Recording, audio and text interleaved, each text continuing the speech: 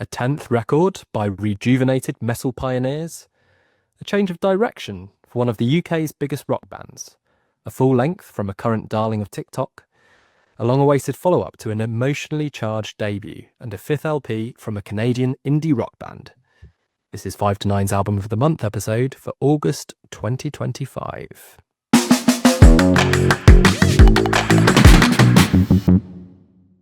I'm Andrew Belt, editor of the 5 to 9 blog, and joining me as always is Karl Blakesley of New Music Central. Sadly, no Kylie Larson this month due to work commitments with his label, Mama Manana Records, but we hope to be back to a full contingent next month. So, Karl, how are you? Yeah, good. It's we're finally in, well, September when we're recording this, so it feels like festival season's finished, getting into wintry gig season. So yeah, I can't complain. It's That one felt of my favorite. far too cheery for the end of summer. It's like, yeah, we're here. Yeah, I, see you, summer. I, I love gig season. It's like I've got a gig every day in October, so like that's my favorite time of year, I think. Well, Mercury So, fries as well. Mercury Yes, Prize as well, yeah. yeah. But colder nights, more music listening opportunities. Well, we will dwell on the summer season though with this episode. So yeah, I mean that was festival season. So before getting onto the five albums, your three music highlights from last month, is there festival appearances? Yeah, there is one. I mean, I'll start with the two album highlights, outside of the ones that we're about to dive into. The first being Hyper Youth by hip hop duo Joe Valance and Bray. I think we've spoken a lot about how good 2025 has been for rap music, and this for me is just another record to add to that pile. Just non-stop energy, real kind of old school hip hop record in terms of the beats and the samples. It just makes for a real wild fun ride, and yeah, some great bars from Joey and Bray, of course, in there. So definitely check that out. Um, the other one I was just going to mention as well, probably the complete opposite side of the spectrum. I've got Willoughby Tucker, I Will Always Love You, which is the second album by Ethel Cain, which, although it's a follow-up to the debut, is actually narratively a prequel to Preacher's Daughter. Um, and yeah, like that album, this is one where you've got to be in the right headspace for it. To you got to be willing to like invest the time into giving it a spin. It kind of plays out like a good novel or an audio book.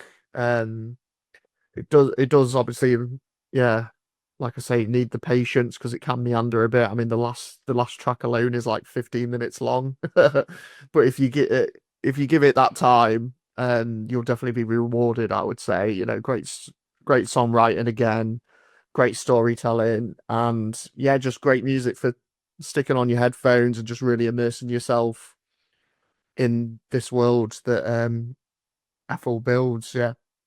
So that was my two kind of album highlights. And then I'll very quickly mention my final festival of the summer, Lost Village, which is always kind of like the end of festival season for me. Always a bit different as well because I'm working behind the scenes, but did get to enjoy, you know, the atmosphere there, and in particular the three headliners, which for me is kind of like the perfect Lost Village festival lineup in terms of the artists matching the vibe of the festival. I think so. It was Marabou State on the Friday, Fortet on the Saturday, and Barry Can't Swim on the Sunday. All three of them have kind of become synonymous with the festival. Marabou have headlined it multiple times. They're they're kind of like world music inspired. Um, Electronic sound definitely like matches the vibe with the festival. Fortet has headlined every other year since it started.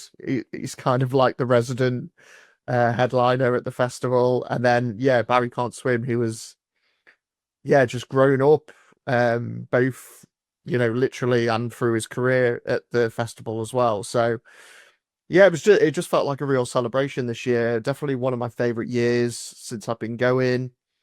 Um, yeah, Marabou were just majestic as they always are on the Friday night. Fortet brought this, boiler room feel to it. His main stage set had a lot of. He basically invited a load of the crowd onto the stage with him and was kind of like surrounding him up the decks. So that was great. And he posted online after that he thinks it's one of the best sets that he's ever played. Um, certainly up there with every time I've seen him play. And then, yeah, Barry Consrim on the Sunday might have been one of my favorite festival performances all year. I think it was just like the perfect. I mean, because the album had just come out as well. I was kind of like really big on all those songs. I always love it when it matches, because you do go in seasons with albums and artists, and it was kind of like I was just really digging that album, and then to see him like a month late do this like closing headline performance. And yeah, he mentioned during that set that the first festival he ever attended as a punter was Lost Village. So to come back and headline that, um, off the back of doing the All Points East show in London a day prior, it really felt like a full circle moment for him. And yeah, just incredible to witness. So yeah, that was my three highlights. So yeah, despite my cheery nature at the start, I am sad that sort of festival season is over. But yeah, Yes. yeah, it's been a great one, really good summer. Yeah, it seemed to hit 1st of September and it suddenly got cold and rainy. Like they've been very uniform, which is quite rare because usually September, the summer sort of carries on, and it's only been Yeah. October where it even gets like that in recent years. But there we go. Sad times. So the Ethel Cain one, I'd definitely like to check out. I enjoyed one or two of the singles I've heard off that one, although as you say, they are long and immersive. But yeah, it's something which I would like to get into for sure. I think you shared with Kylie and I the hip hop album, which I think on first listen I was maybe not loving straight away, but that'll be one again to go back to at some point. As you said, been absolutely blessed with so much rap, good rap music this year. I think a lot of that was going to be near the top at the end, I'm sure. And yeah, Lost Village certainly sounds not fun. I think I saw Fortet had his birthday there or something. The birthday Yeah, cake it's behind the I, th- scenes. Yeah. I think it's around September, because it's like I think it's within a week of the festival. Mm, So yeah, they got him a birthday cake, uh, which was nice of them. I think nice Barry touch. Can't Swim had his birthday as All right. well. There we go. So So yeah. yeah, if your birthday coincides with that next year and you're an artist, then that's the place to be. So yeah, for me, I don't really have three. It's more just two and really just one weekend, which is yeah, festival season. And it was victorious on the Friday, which became a bigger talking point than certainly I was anticipating. And then All Points East for the Maccabees reunion show on the Sunday. So yeah, victorious first. I mean, um, massive festival takes over the whole of South Sea, and the businesses within the area of the festival as well. So you can go to the aquarium, you can do whatever if you're there for the full weekend. And I was quite impressed in general with how it had been organised. You know, it's the same weekend as Reading Festival, and certainly seemed a good alternative. And from the lineup, seems to cater for Reading Festival goers of 10, 20 years ago. And that was quite telling as well, looking at the fellow festival goers there. But yeah, I mean, it was the Queens of the Stone Age who was there for. And yeah, they were absolutely fantastic. Below them was Kaiser Chiefs, which was supposed to be Michael Kiwanuka, who's unfortunately had an illness take him out of festival season. Hope he's on the mend. Um, but yeah, that was a real blast from the past, Kaiser Chiefs. I mean, when they sort of first going, saw them a few times, and yeah, still got the energy levels and the hits, which gets everyone going. So good for a festival. And then yeah, we had Sprints at the start of the day, who their new stuff was sounding really tight and exciting. So we'll return to them for next month's pod.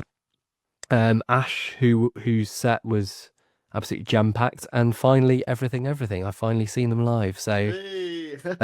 yeah, that was one stick off for sure. Even if I continue to fail to miss, fail to see Block Party do their Silent Alarm tour. So there we go. And How is speaking, that possible? I know, yeah. Well, and then speaking of which, on Sunday we had, the indie dream festival lineup for the Maccabees. They're friends, also artists they admire. They've just sort of curated this day where, you know, massive amount of bands I would have wanted to have seen if it was possible. But when you get to that many, it's clearly not. So it was trying to fit in as much as possible. But I mean, aside from the Maccabees who put in just a fantastic set, very nostalgic one for those who indie heads of the kind of 2000s and 2010s. You know, the other artists I really enjoyed the day. Some of my favorites, Nila Fayanya was sounding fantastic. She kind of was, apart from two of her slower ones in the middle of her set, it was generally her rockier stuff and some of her biggest hits. And so it was really punchy, really fantastic performance from her. Murder Capital, who just seemed really buoyant, I got to say. I mean, I've seen them a lot. I saw them earlier in the year here at Outernet, but they just seem so comfortable in their skin by now. Maybe it's the kind of end of their run, with Blindless touring that. So yeah, it just seemed, they're usually quite a dark and brooding band, but they just seemed on top form and just kind of loving life and yeah, very accomplished set. So I really enjoyed that. And there was TTSSFU at the beginning of the day as well.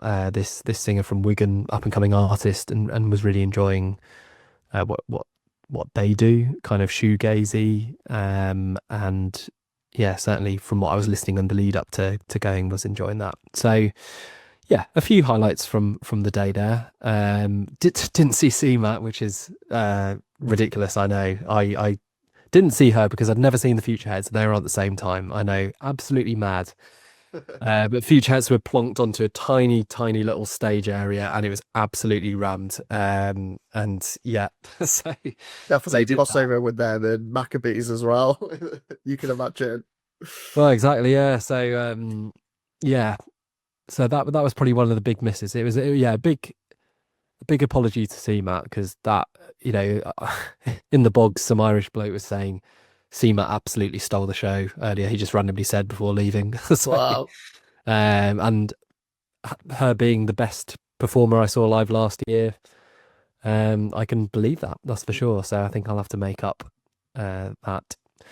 But anyway, that was my highlight from August. So yeah, festival season over, but what were we listening to during the month? So I just mentioned her. First, we Good have segue. yeah, yeah, entirely unplanned. First up is Euro Country by CMAT. Be my solution and take a sexy picture. Take a sexy picture of me. This was chosen by Phil Taylor, aka The Music Observer, and you can keep up to date with Phil's writing by following at music_observed on Instagram. So Carl, I'll kick off with you. Third album from, what is it? Kiara, Mary, Alice. Is it Thompson? Thompson, yeah. Well, there we go. So, and again, something unplanned, but yeah, third album in. You've fully up to speed with her first two albums as Mm. well. So where do you rank Euro Country is?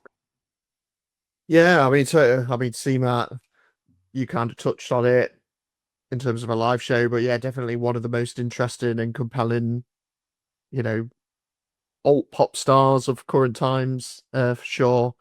And yeah, in terms of the first two albums, probably didn't buy into the hype initially, I would say, with her debut. I was kind of late to the party with that one, which it's one of those where you listen back to it now and you kind of think, why did I not get this first time? It's like such a good album.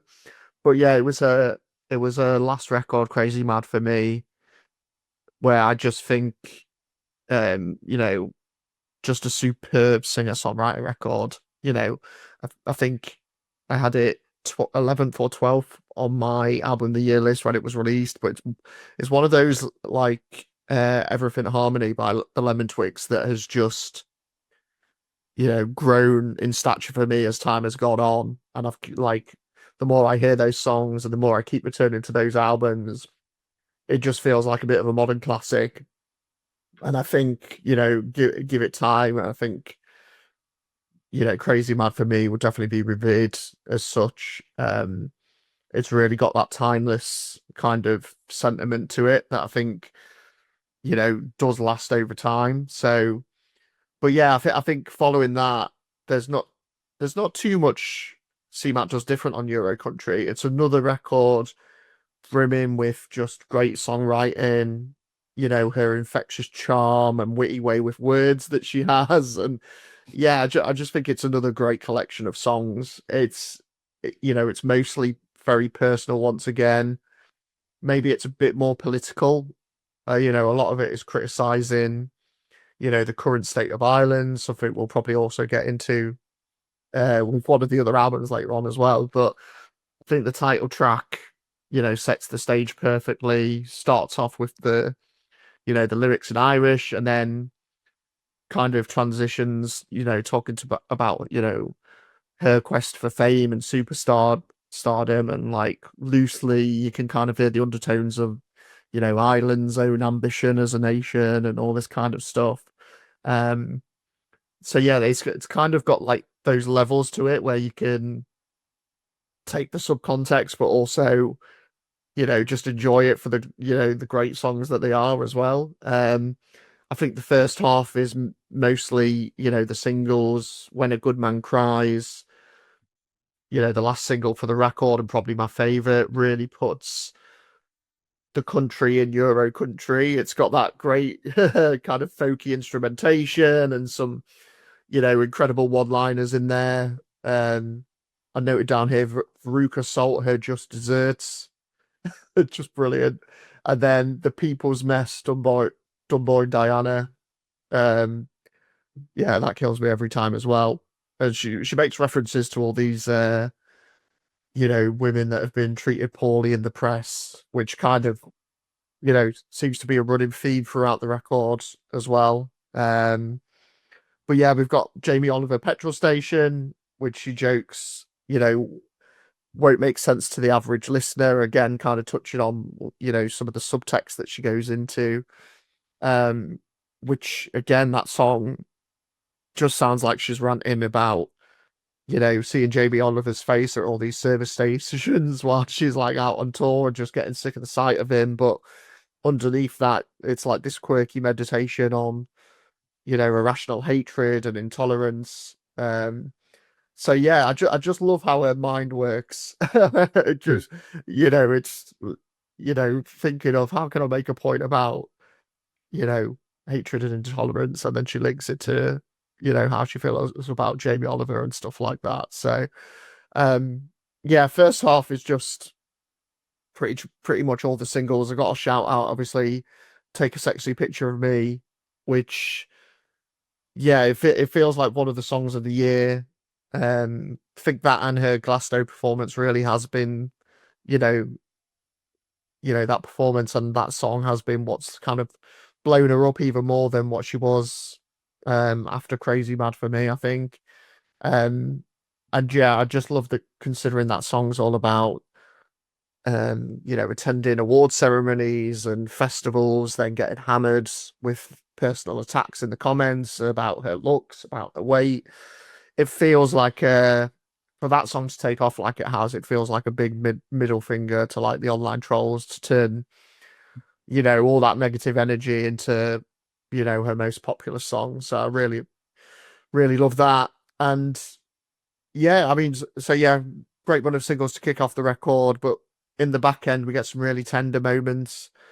You've got Iceberg, Coronation Street, which I heard both of those at her album launch show that she did here in Nottingham, and it was just her and an acoustic guitar.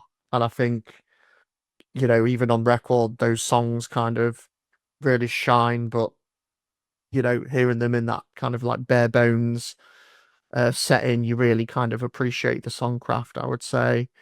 And then the one I've got to shout out in the back end as well, Lord Let That Tesla Crash, which, one of the most profound songs on the record, singing about, the loss of a friend and her pain and her regrets. If you dig into the lyrics on that song, just really heartbreaking. I've noted a couple down. I don't miss you like I should, but I'd kill myself to find out if you think this song is good. And then later on as well, I don't miss you because I can't. If I think too much about you, I'll go mad. And it's just like a really heartbreaking song, that one. One of the standouts for me. Just a real beautiful track. And then yeah, she rounds it off with Running Planning, another one of the singles, which still sounds fantastic. Obviously the first one that she released. And Janis Joplin, which is this which I love the name of that song, by the way. Is this dramatic piano number that brings the whole album together. But yeah, just another fantastic album from CMAT, rightfully deserving of a Mercury Prize nomination, and I think in time I'll probably love it as much as Crazy Mad for me once I've lived with it a bit longer. There's not really a bad moment on here. Yeah, just continues for me to be one of the artists of the 2020s so far. Just like you said, an amazing live performer, and now I think with Euro Country, she's free for free. Just yeah, an amazing talent. Oh, yeah, you didn't wax lyrical about Billy Byrne from Ballybrack, the leader of the Pigeon Convoy. So I thought we'd be spending most of the time running through that, to be honest. But I was reading as well the fact that I can't. What is it? 365. It's actually because she didn't want to do Charlie XCF. Yeah, I did. 365. Yeah. I thought that made me laugh as well. Yeah, She had to change it after Charlie had hers. Which was she was self-censoring because she could have gone out with a song called 365. Yeah. But again, as you say, the way her mind works is quite unique. So Thinking of the algorithm. yeah, I mean, so yeah, already heard that. When I think of CMAT as a live performer and seeing her at End of the Road Festival last year, and that kind of took me from a casual kind of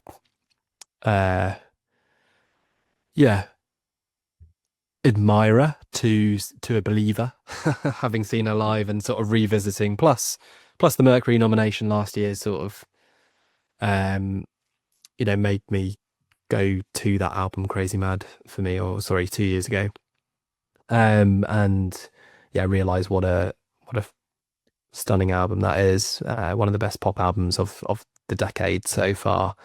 Haven't listened to the debut one, so that is one which should be done for sure. But yeah, I mean the thing which really stands out here is the writing, the lyricism. Her vocals are superb as well. I think that's always going to be the thing, the glue which holds it together.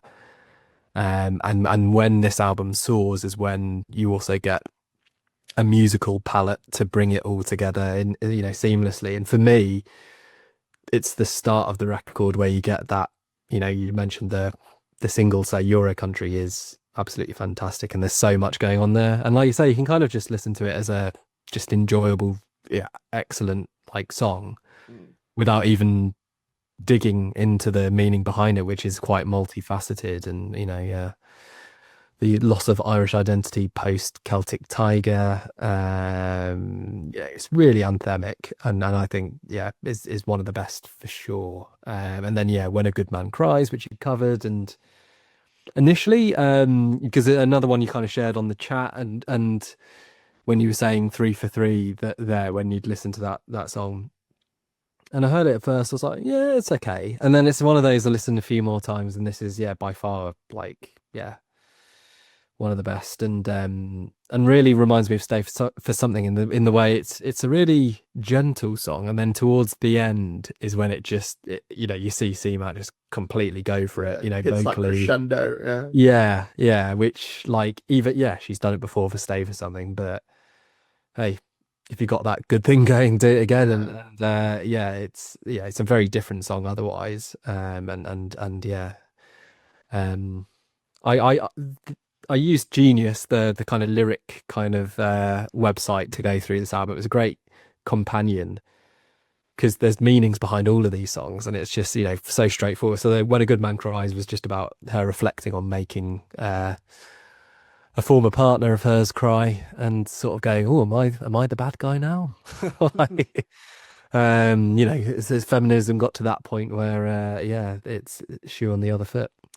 And then the Jamie Oliver petrol station, which is just hilarious, just so and again there is a profound message behind it, as you say, with the kind of her lamenting her own irrational hatred for the Jamie Oliver petrol stations she encounters, and in the chorus sort of apologizing to his kids, and it's like there's a good little rocky groove to it. So but those few songs after the Billy Byrne intro, it's really really on fire. And the thing which I find a bit disappointing actually is the musical accompaniment from that point on, because I just feel that her lyrics and her vocals, that standard is not met by, particularly in the middle of the album. I find a lot of the instrumentation is just very middle of the road, and I get it that you want to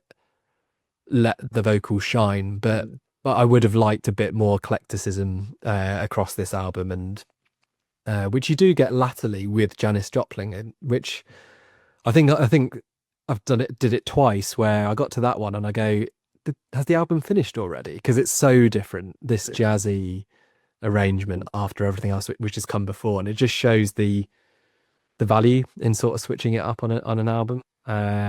So yeah, in that sense, it kind of reminded me of Nilüfer Yanya's record from earlier this year, my Method Actor, where it begins absolutely on fire, that one, and then it just sort of hits from a musical level, hits its pace and just stays there. And that's what I feel is the biggest letdown on Euro Country here, is just from 365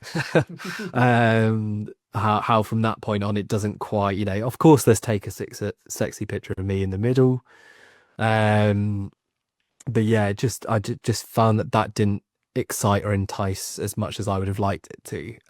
But what keeps me going throughout, and what is the thing which will keep going throughout, are those stories. Lord Let That Tesla Crash, as he mentioned, is one of the highlights on the album. And when I read the name of it, I thought you wouldn't think it would be a profound song in the way it is. So that was a real kind of like, it really hits you when you realize what it is. Yeah. But again, like, that really relatable moment of something quite mundane when you're in the throes of that kind of grief which she has for her friend, and she sort of said she just saw a Tesla parked outside his flat, and she just felt so angry, and it is that, and again, just so incredibly relatable.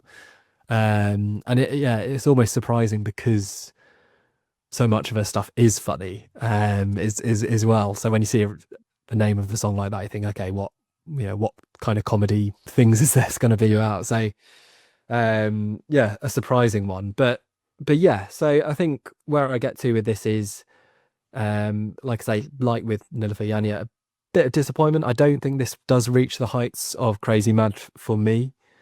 But what it does do is just reinforce what a singular star CMAT is. If you can get to see her live, do. And I want to again. There's got to be tracks on here for everyone, basically. Some real highlights on here. And yeah, I think you said it earlier in what you were saying, like, one of the artists of the 2020 so far. I can't argue with that. So So yeah, it is a very strong record, even if I sometimes set high standards for artists who I particularly like. Or they set them for themselves as well. Exactly. Yeah, Yeah. exactly when they've done it before. So you just want more of the same. Which, like I say, it's not against CMAT. But her, what does she call them? Her and her sexy band or whatever. The very sexy CMAT band. That's the one. Yeah. So that would be my request to them. Just Yeah. next one, just up it a little. So we move on. Our second album, and quite a gear change, is Private Music by Deftones.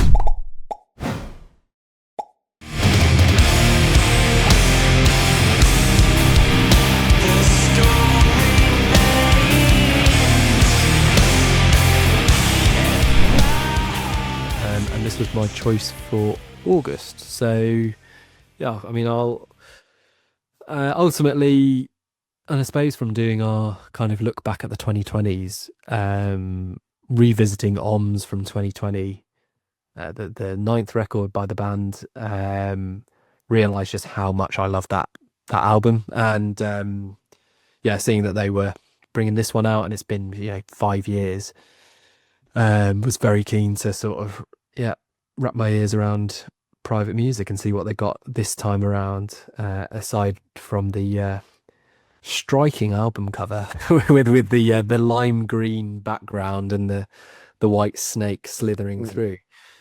And it's quite different to OMS, whereas OMS I think sort of grips you in its darkness ultimately. This one is not quite as dark, but it's very varied.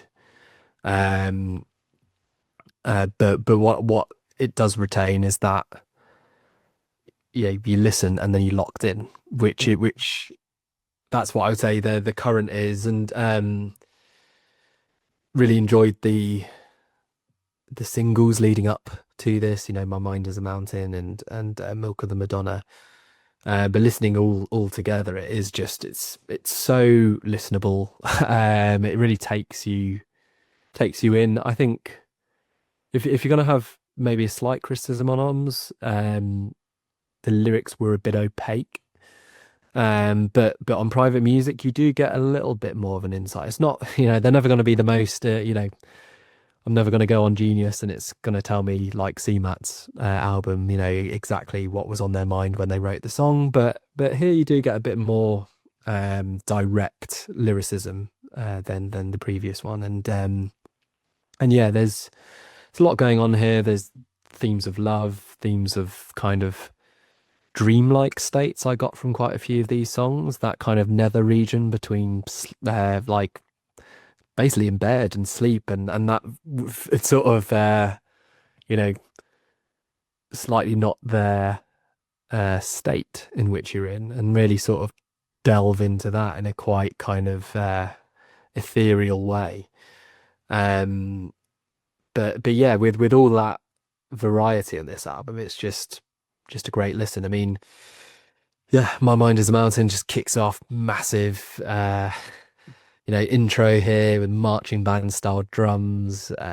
You get sort of lyrics on and a bit of a negative state of mind and this jagged electric guitar. Then Locked Club just keeps it going, sort of with this huge guitar sound. A bit about tribes, I think here. Maybe it's kind of echo chambers on the internet being addressed. You got Ecdysis, which is third up, which has a fairly nefarious atmosphere to it, and I felt sort of fitted the album cover the most on this album. A symbol of our plague shakes our bones awake is one of the refrains here, and seems to sort of take on kind of climate catastrophe in this one, and maybe humanity's complacency to that. So it's a really solid start, but then it just for me goes up a level with Infinite Source and Souvenir.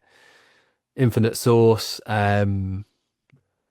yeah, speaking about direct lyrics, it's almost saying, right, that's it, we're off, thanks very much. The last ride we're gonna take, a final wave and bow,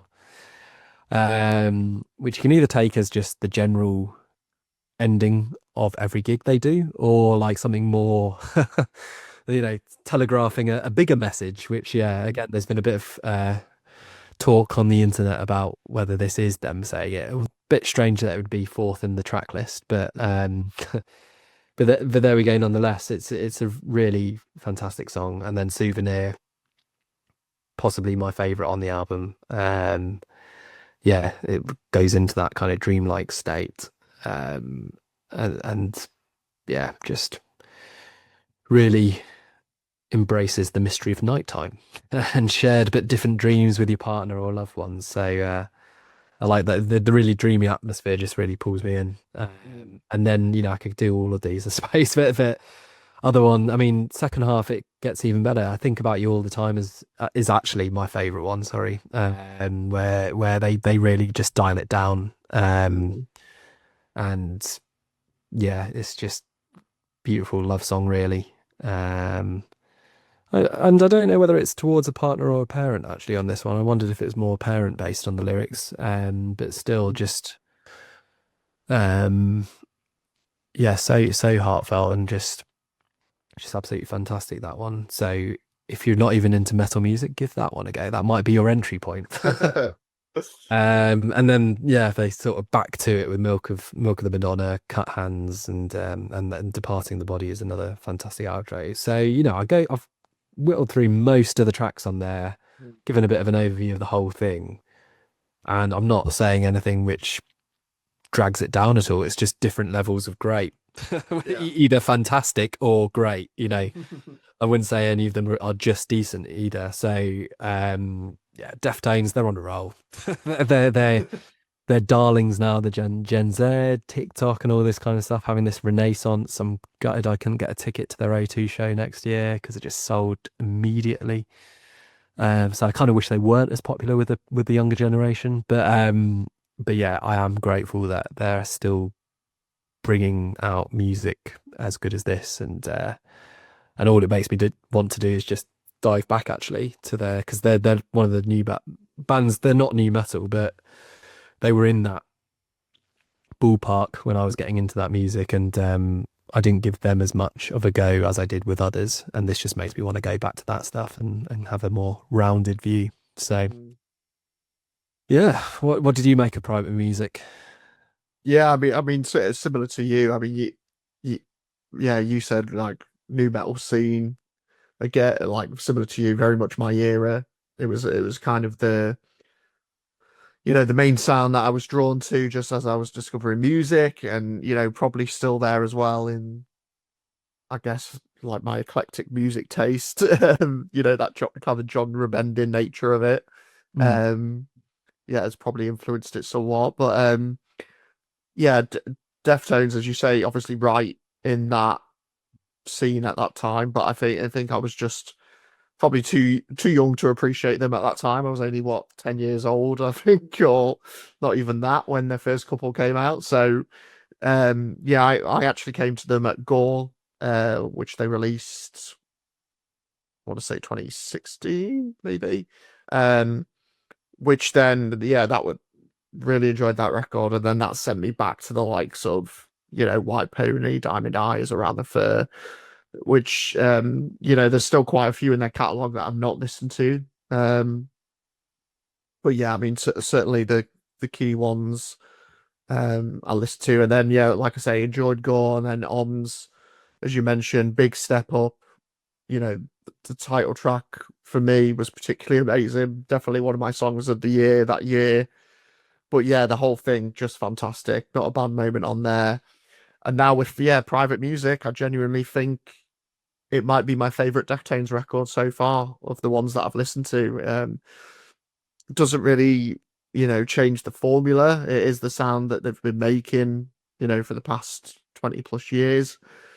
But for me, they're just doing that signature sound better, tighter than they ever have done before. From the moment Mind as a Mountain kicks in, you just get those thunderous guitars, the rumbling drums, and like you say, from like very listenable. It's just an absolute blast all the way through. The industrial screech of Ecdysis, the playful riffs that you've got there on Infinite Source, and then Yeah, it's just very well paced as well. You get the relief of that ambient interlude that comes in at like the end of Souvenir, um, into, I think about this all the time. And then we get the grungier moments as well, like Cut Hands, and then Milk of the Madonna is just colossal. You can see why it's become like this instant fan favorite. Big riffs, that, Holy Spirit, I'm on fire refrain that is just gonna send it off at their live show. Um, and yeah, like I say, it just all flows together perfectly. The pacing is spot on. The energy is always at the right level. Um, and yeah, 10 albums, 30 years into their career. It's quite remarkable, really, how awesome this record is. So, I won't say too much more. I think you covered it all, really. But I think it's one of those. If you love Deftones, you'll adore this record. I think it's them at their best. And you mentioned about entry points. I think if you're not familiar with Deftones and you need that kind of late entry point, then this is also the perfect starter record to kind of show you why they're so, revered in the metal scene and still going all these years later. So yeah, big thumbs up from me for sure. Yeah. I was just remembering as well that the only album I had of them sort of back in the day was the self-titled one, 2003. Like Minerva came out, which is still one of their best songs for me. But that album I didn't love.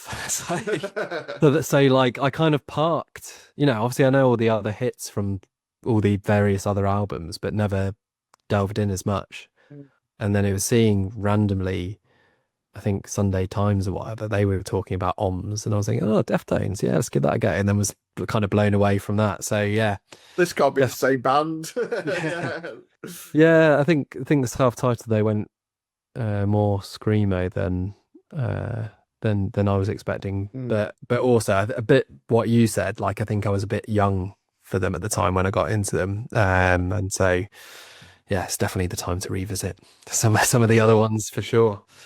So from Deftones, our third album is Carving the Stone by For Those I Love. Of others, reveal your place or displace my brothers. I won't feel no hate or debase at mothers, and I'm not alone here. I won't heal my ways. And this when was the your days pick, are Carl. numbered. So you kick us off. Yeah, I mean, David Balfe very quickly becoming one of my favorite artists of recent times. That yeah, self-titled debut, honestly, one of the most impactful records I think I've ever heard. The first time, but then every time I play that album, just hearing him recall this friendship and their memories together, obviously the whole thing wrapped up in this unimaginable grief. But at the same time, the album feels like a celebration. For me, it's just everything I want music to be. It's emotional, it's beautifully written, and it's just, yeah, incredibly life affirming. So, it was album of the year for me, back in 2021. Um, but yeah, all that said, I wasn't sure we would get a second album. Um, his existence as a musician seems so contained, at that time too, and like, yeah, just ingrained in this cathartic project that he had made. And I wasn't sure, because I think he originally made that record just to play it to his, family and friends. He wasn't even sure he was going to release it and things like that. And yeah, so based on all that, I wasn't sure if we would ever get like this sophomore record. Um, so yeah, I mean, when it was announced, I was initially hesitant, given how much I loved that first record. I knew my expectations were just going to be impossibly high, but as soon as I heard that lead single of The Sorrows with that, I have to leave, I'll never leave, like passage, and then like that wonderful Irish trad that kind of comes in as well. All that doubt just swept aside. For me, it was like, yeah, like lightning has struck once again with this one. It's just another breathtaking work of art. I think where that first album was all about grief and loss of this person that meant the world to him. On this record, he like broadens the scope to look at, the loss of innocence and culture, and he does it all through like this lens of like modern life in Dublin. And yeah, he's basically switched from that boy, recalling growing up in Ireland and living with his friends, and yeah, he's now presenting us with this, angry kind of person that's, seeing at what the city he grew up in has become, and how all the dreams that, he had and his friends have, they've all been lost to like soaring rent prices and poverty and, capitalism. And yeah, there's still that sense of mourning, just like there was in the first record. He's telling this story and it's all uh really personal to him, but yeah, it's one of those where the feelings and the struggles that he's retelling, I think we mentioned this with the Bob Dylan record as well, like they're whole, highly relatable of the times, I think. And yeah, for me, it's just the way he tells those stories that are just absolutely captivating. Carving the Stone sets the scene perfectly. No Scheme, he kind of, which is the one that links back to the first record. He reflects really poetically on like his past life and the hollowness of social media. And then, the other one I've got to shout out is The Ox, which probably one of my songs of the year. It's this amazing story of like a rocky kind of personality in Dublin who it's yeah, he's basically the vehicle to that's used to drive home this message about male mental health struggles. And it's, I won't go too much into like the ins and outs of the story, but it's just again so beautifully crafted and written. And yeah, it's one of those where the climax of that story, the first time you hear it, it like just really knocks you off your feet.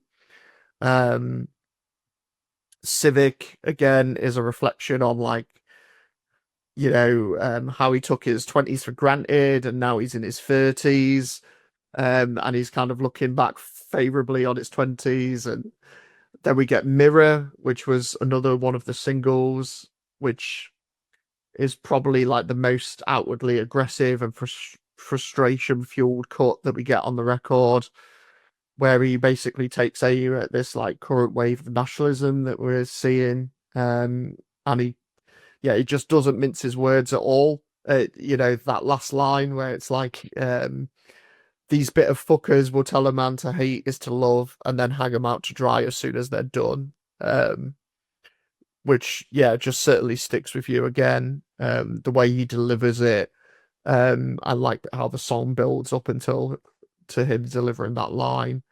So yeah, it's just this real journey of a record. And then but he leaves it on this optimistic note with, I came back to see the Stonehead moved, which kind of leaves it with this note of, despite all the shit that's going on in Dublin and in like the world right now, he's just grateful to be alive and have what he has. And again, it's just one of those that I think we can all relate to that. And yeah, I won't go on anymore, but just absolutely blown away again by what David Balfour has created here. I came into it thinking, there's no way it will match the debut, but hopefully it'll be, a decent record for me. But yeah, for me, he's just absolutely matched that first record. The more I listen to it, the more I love it just as much as that first album. So yeah, just another essential listen, and no doubt, come the end of the year, probably once again in my top 5. Just Brilliant. Yeah, I think that's the question mark is how do you follow up a debut like that? I mean, it's obviously one which made the shortlist for album of the decade so far. When we've done that with 5 to 9, and we'll see where it comes out of the wash on there. But yeah, I mean that first record was just throwing everything on the line, and so yeah, you could kind of see how it could have been just a one album wonder, really. It's, and also just with the uh emotion, cathartic nature of that one, and you know does he want to get back out on the road and dredge it all up again, because it's so heavy, and yeah, so this for me is very much self-titled sort of Mark II. It's similarly, what is it, nine tracks again, and so light on that front, but no sort of short tracks, and definitely similar ambience about as you say, some of the anger which is felt, and taking aim at social injustices, and sort of places being left behind, people being left behind, as you say, with the Ox, which definitely is one of the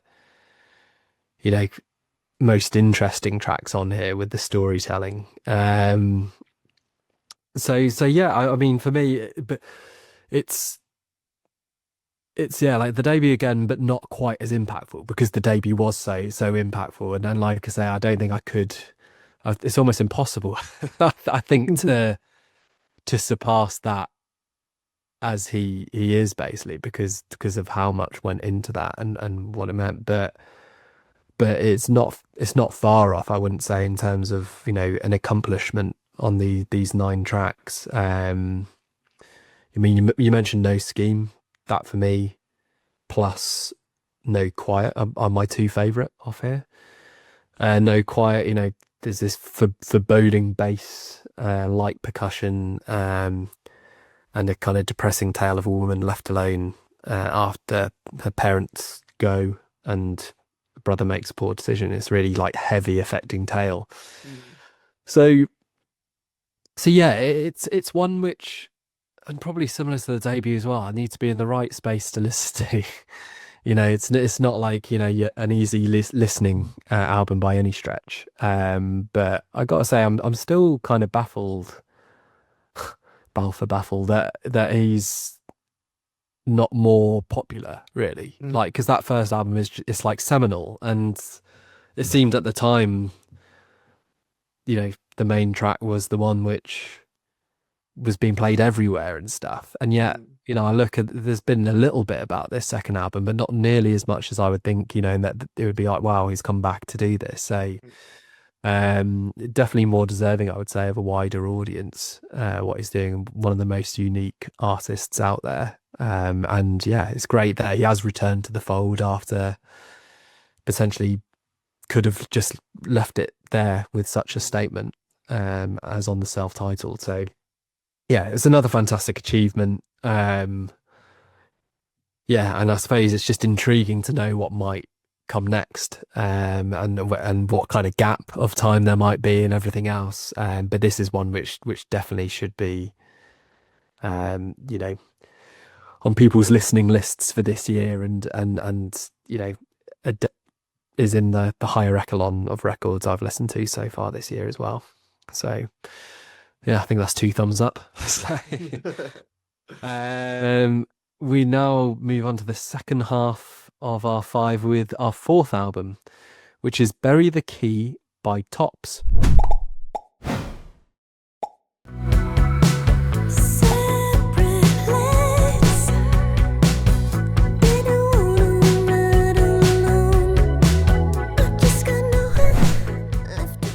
And this was Kylie's pick. So, I mean, Carl, I knew nothing about Tops. Did you have any more intel than me? No, I mean, as is often the case with Kylie, I think picks an artist I'm not familiar with, and ends up being one of the surprises of the month for me. I mean, it's kind of like a perfect cross section. It's a bit Tango in the Night era Fleetwood Mac. It's a bit early Kate Bush at times. All of it, some of it sounds like it could have been pulled off the Drive soundtrack. So it's one of those where I listened to it for the first time like late at night on my headphones, and I think that's probably the best setting for it. It's really like laid back, lots of interesting instrumentation, and then you have the lead singer, Jane Penny. I had to note her name down. Jane Penny, her like softly sweet vocals that are almost like, yeah, listening late at night, they're almost like a lullaby at times. Just really, really nice to listen to. And there's plenty of highlights on this one for me. Wheels at Night, Annihilation, the latter of which has like some really like great like disco vibes going on. Mean Streak, Standing on the Edge of Fire. They're probably like my top four, I would say. But yeah, it's like I say, it's one of those albums you can just stick on your headphones, zone out to it a bit, and yeah, maybe that's probably the only thing stopping it from being right up there for me. It's all very chilled and enjoyable, but doesn't quite, certainly in this month's group of albums, doesn't quite have those big heights or like more impactful moments to leave a firm lasting impression. But yeah, all that's I did enjoy this one. Really, really cool sound going on. Goes in like lots of interesting directions. Has plenty of moments on there that you can catch a vibe with. And yeah, I think like I said, it's just one of those months where for me it's up against some serious competition, and yeah, maybe didn't hit quite as hard as some of the others on here, but by no means a bad album, and I'd still say yeah, thumbs up from me. Yeah, going in completely cold. So this is their fifth album. They got big listener base. So I'd imagine that's mainly coming from North America. So they're in that indie scene over the pond, and yeah, it's been a real grower for me over the month. When I first listened to it, I just thought it just drifts. There's nothing which is landing at all, and yeah, you occasionally get those moments when you're doing this pod and whatever. You go, oh god, am I going to have to like slam an album? But over time, I've really grown to sort of groove to it. It is very slight, the vocals, but very pretty from Jane Penny. And it's kind of indie disco vibes for sure. I mean, my highlights would probably be the opening track, Stars Come After You, and Annihilation. They're the two standouts for me. There's a few which are kind of decent without being great, but mostly it hits that kind of very good bar. And there's the hookiness, I would say, in near enough all of the songs on the album. If anything, could have like driven home a bit of that with some of the hooks. And there's moments where it kind of like gets into an interesting place, and then they sort of leave it there because all the songs are about 2-3 minutes long, so it's very brief. But yeah, like I say, some of those ideas felt like they were not fully realized, which could have brought about something more substantial and greater. Lyrically seems to be the kind of mess in their heads post relationship and finding your place of where you should be, and kind of mixed up feelings about how great it was when looking back. The kind of heart versus the head kind of debates you might have when it a breakup might be quite raw, and it might have been you who's done it as well. So there's Mean Streak refers to this person they know who's no good, basically, but there's elements which they enjoy about being with that person. So there's an awful lot on here, and it's really that like kind of soft rock, as you say. Fleetwood Mac was you referenced there. Um, yeah, I mean, without giving away too much, our next album we're going to look at is Wolf Alice, and these are in the same ballpark in a lot of ways. I would say that soft rock kind of 70s inspired music, and lots of love themes going on across them. But yeah, really glad that this did come across, and that and that by doing it through this vehicle where we speak about it at the end of the month, that we give it more than just a cursory glance when we with these albums. Otherwise it would have been one I'd have sort of maybe listened to once and gone, not for me at all, why are they so popular? Whereas 4 or 5 listens in, you go, okay, yeah, there's a lot I'm really enjoying here. And yeah, a band who yeah, I'd like to listen to more to sort of see whether this is their typical statement, because actually I don't have that as a reference basically, and unfortunately we don't have Kylie to. We'll ask him in between maybe to see sort of how representative Bury the Key is. But yeah, for me, really enjoyed this, and in another month this would be right at the top. But as you say, Carl, this is an incredibly stacked month we have in August. Not like our first August we did, which was pretty much the opposite. And on that, we'll move on to our final album. Already kind of segued. So finally, we have The Clearing by Wolf Alice.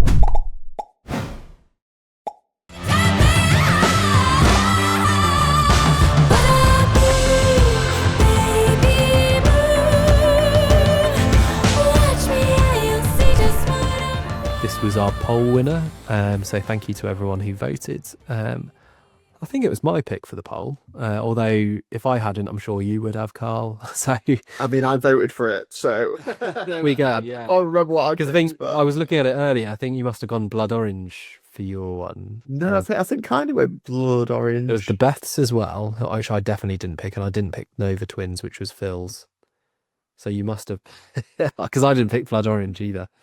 Maybe I went Blood Orange then. Yeah, but clearly Wolf Alice was where I wanted. So yeah, cheers to everyone who, which is mainly you and me. The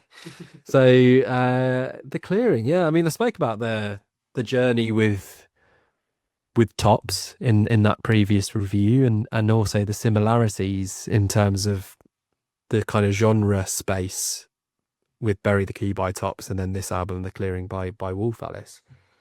But whereas Tops we're going in cold, with Wolf Alice, both you and I, know all 3 of their previous records. I think you, like me, love them. I think it's a fantastic 3 album run they've had, and there's not many bands I can think of who've done that. 3 straight off the bat. Albeit, we spoke about CMAT earlier, so another artist in that ballpark. But yeah, whereas for Tops, that soft rock 70s kind of aesthetic might be what they do, and again, answers on a postcard, or we just actually listen to their reviews. But for Wolf Alice, this is definitely stepping out of their comfort zone, what they've done before. It's a bold move. Again, I think from our conversations whilst we were listening to this, and you'll have to say if this isn't the case for you, but we were both apprehensive on first listens, and at first I thought, okay, they've had a great 3 album run, but you can't maintain it. Even Stevie Wonder produced a lot of guff. I did think, this might be the one where Wolf Alice have dipped. I think where I've landed after more listens is, yes, it's a dip from the other 3, but that is a very high standard. The other 3, I think, are all just sort of right up there in their respective years, and I love all 3 of them. But The Clearing did get me. So, and it's the hooks. It's kind of a lot of kind of pop elements to this album. And it's interesting, read a fair bit about how the band approach this, and Ellie, the front woman, kind of finding that confidence to be herself and be the front woman she wants to be, which almost hints at sort of hiding behind the rock music in the past, and being part of the collective. Whereas this is like, at times it feels like it's an Ellie Rosal debut. Sorry, solo record. And actually, like, what I found again quite interesting using the Genius website and whatever is that the producer here as well has a massive impact on this album. A lot of the times playing piano. Let me find his name. So, Greg Kirsten.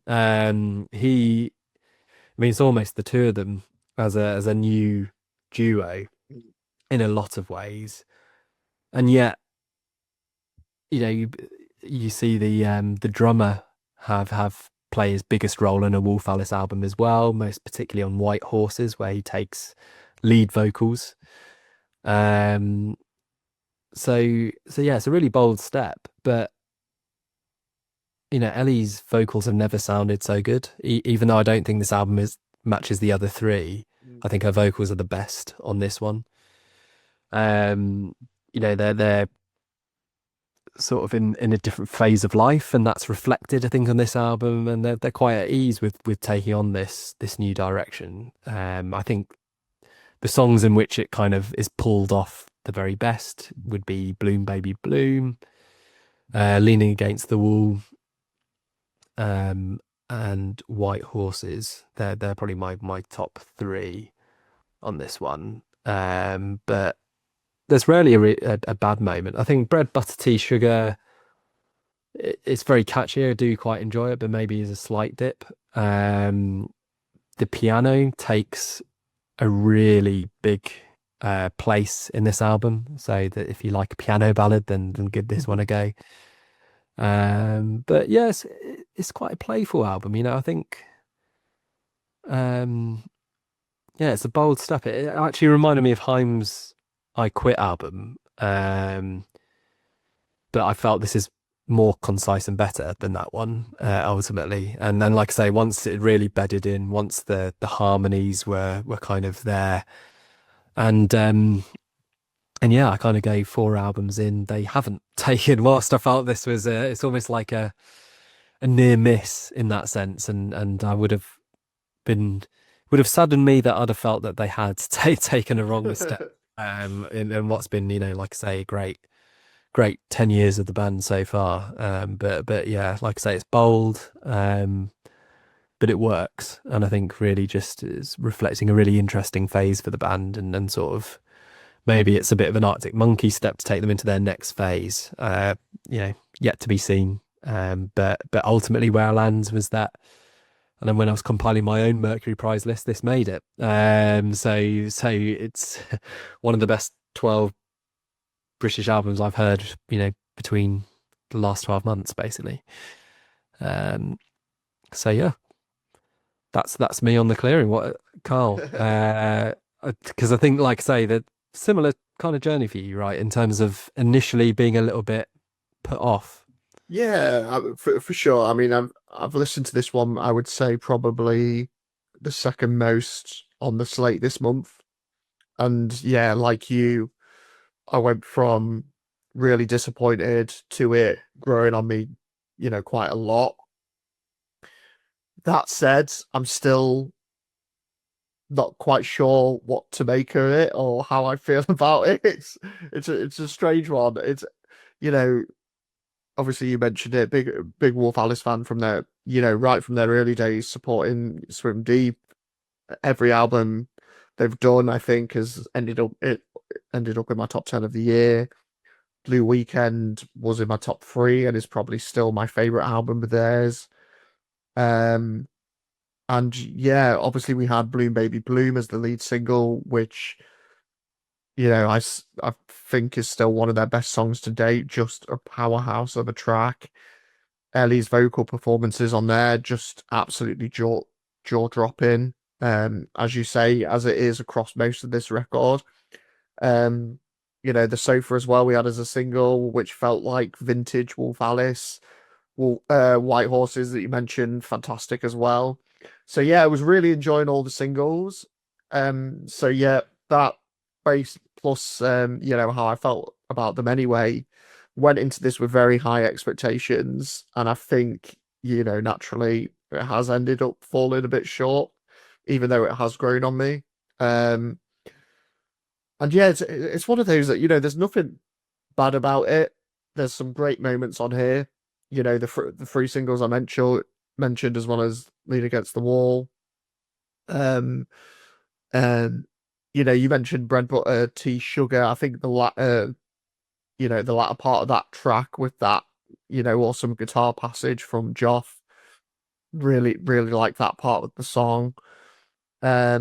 Yeah, the instrumentation and these vocals are arguably as accomplished as they've ever been. The record is probably, their most cohesive and well-rounded as well. But I think oddly that might be the problem for me. In the, in the fact that they've tightened up and maybe become more polished, they've almost lost a bit of what I enjoyed about them, which was like their rawness and, the eclecticism in their music.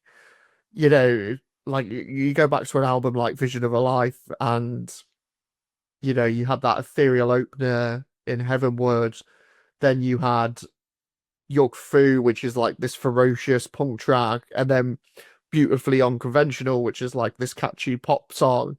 You know, that's always what I loved about Wolf Alice, that they were a band to, keep you on your toes and hit you in all these different ways as you were listening to one of their records. And yeah, I think as flawless as this record is in terms of how it's constructed and put together, it just leaves me feeling a bit underwhelmed and unmoved. I think that's the biggest crime for me, is that there's a lot of tracks here that just kind of come and go without really leaving a mark.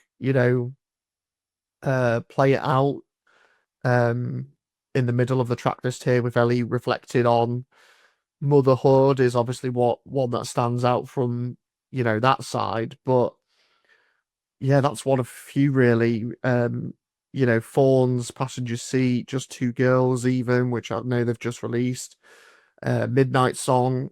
They're all really well made songs, but they're still ones that aren't really gripping me yet. So yeah, I think I'm not as disappointed as I was. It's definitely grown on me, but I think all things considered, I was still undecided about how I feel about it. I definitely, yeah, don't hate it. There's a lot here that I think, as I say, is up with it. It's up there with their best work. But there's also a lot here that just leaves me feeling a bit cold. I think, you mentioned the Arctic Monkeys. This feels like their Tranquility Base hotel and casino moment for me, in terms of both the direction that they're taking, but also like how divisive it maybe is amongst, people that have listened to their music up until this point. So, you guys know I wasn't a fan of that record. So, like, I'm I already, loved it. yeah, I'm already much higher on this Wolf Alice album. I'll say that much. But Yeah. I think it's one of those that, I'll keep revisiting it, and yeah, we'll see where it lands at the end of the year. But yeah, I mean, I think Mercury Prize, as you say, still deserving of that. But yeah, I'm not sure if I'd be giving it a prize at this moment in time. So a little bit divided on that one then, for an album which naturally divides anyway. So yeah, then we've gone through all the 5 records. So we move on to the verdict, and Kylie did share his order earlier. So for Kylie, there was in 5th was Wolf Alice, 4th Tops with Bury the Key, 3rd CMAT with Euro Country, 2nd Deftones, and For Those I Love took his prize. Carl gave that quite a big emoji response to that. So I'll probably go next, just to maybe keep us on our toes for what the overall result will be. So for me, Tops was in 5th, but a very good record. Like I say, another month that would possibly win. CMAT 4th for me. 3rd I have For Those I Love. Fourth, I give to Wolf Alice, and Deftones was my album of the month. So, Carl. Yeah, so fifth, I've got Tops. Fourth, I've got Wolf Alice. Third, I've got Deftones, which, that just to say that Deftones album probably right up there for me in terms of year end as well. So the fact that that's third tells you that a very strong month. But yeah, top two, I've gone for the two Irish artists on the list. So number 2, CMAT, and number 1 for Those I Love. There we go. I expected this to be the case anyway, but congratulations for Those I Love for winning our album of the month for August 2025. So yeah, 13 points to Deftones 11. But yeah, just 5 very good records. So you can keep an eye out for our September episode when we'll be reviewing the latest releases by Biffy Clyro, Kate LeBon, Maruja, Sprints, and Suede. And you can stay up to date with what we're up to by following 5 to 9 on Instagram and YouTube, and keep up to date with New Music Central via @Karl Blakesley via Instagram and Threads. Thanks for listening.